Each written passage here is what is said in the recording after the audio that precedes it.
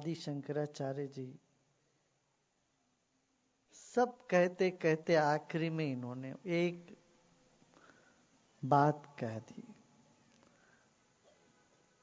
वो क्या बात है? हे शिव तुम मैं हूं, मैं शिव हूं, शिवो हम।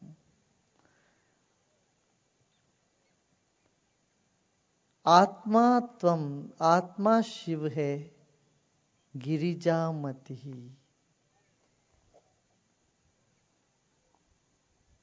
हमारी बुद्धि जो है ये देवी है, आत्मा शिव है।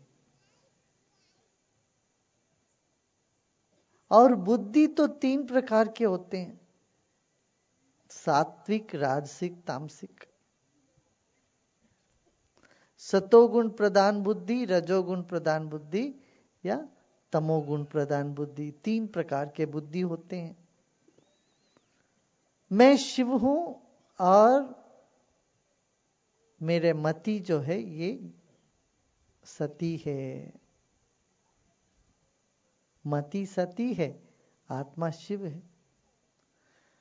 और ये मति कैसी होती है उस पर है। यदि तामसिक मति हो तो शिव पर सवार हो जाती, काली, सब विध्वंस करना। सात्विक हो तो सरस्वती, राजसिक हो तो लक्ष्मी। तो मति जैसे होता है वैसे गति, जैसा मति वैसा गति होती है। कुछ लोगों के जीवन में ये नकारात्मक भावना घुस जाता है और हर चीज में गलती ढूंढना, हर चीज को गलत बताना, साबित कर लेते हैं। वो अच्छे से अच्छे काम को बिगाड़ने की चेष्टा में लग जाते हैं। ये विध्वंसकारी मति है। और राजसिक मति यही है कि ये भी बनाओ, वो भी बनाओ, यही भी चाहिए, वो भी चाहिए, सब करने कराने में लग जाते हैं। और सात्विक मति प्रसन्नता, आनंद, संतोष, सहाय, दूसरों के काम आना, प्रसन्न रहना, मस्त रहना, ज्ञान में रहना, होश में रहना, ये सात्विक मति है। हाँ। तो गायत्री का यही मतलब है, ये तीनों गुणों के परे चले जाना, तीनों तापों के परे निकल जाना। तो ऐसे हमारे मति में प्रेरणा दें, वो परम चैतन्य ये मांगते हैं। क्या?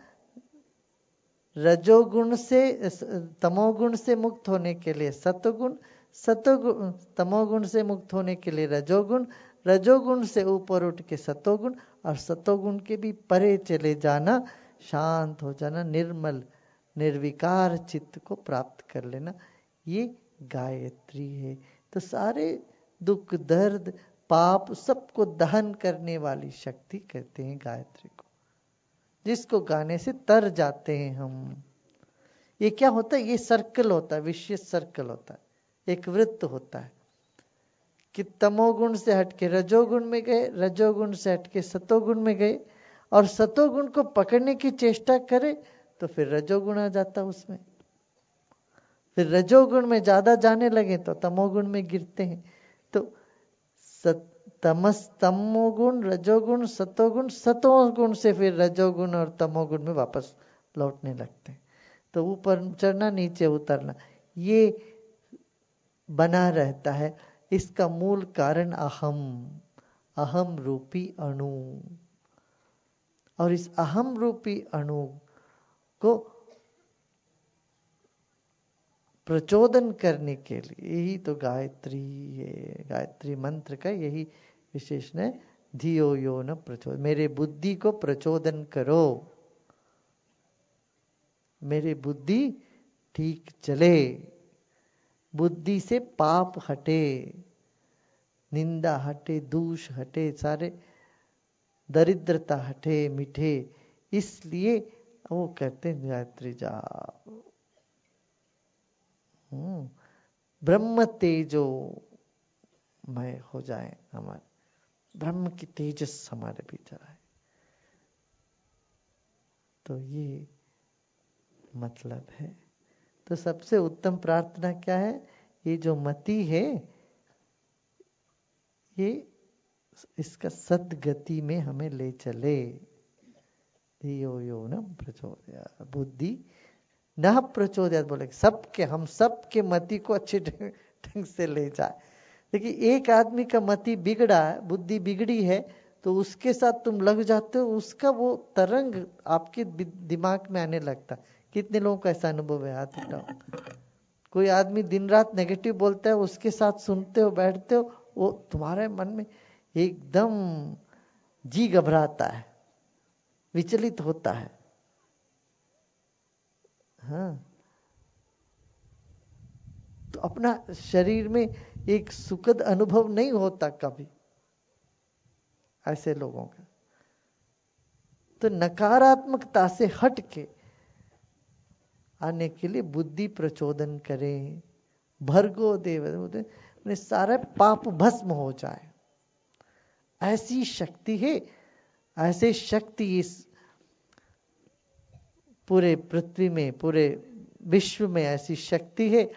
वो परमात्मा की शक्ति हमारे भीतर जितने भी पाप है वो सबको भस्म करके हमारे बुद्धि को प्रचोदन करें सद्गति के ओर।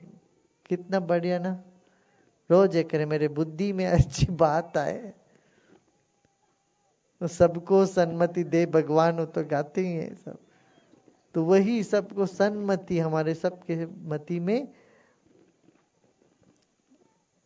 प्रकाश हो, परमात्मा के प्रकाश आए, ये प्रार्थना करना चाहिए। जैसा जैसा हम सोचते हैं वैसे वैसे फिर होने लगता है।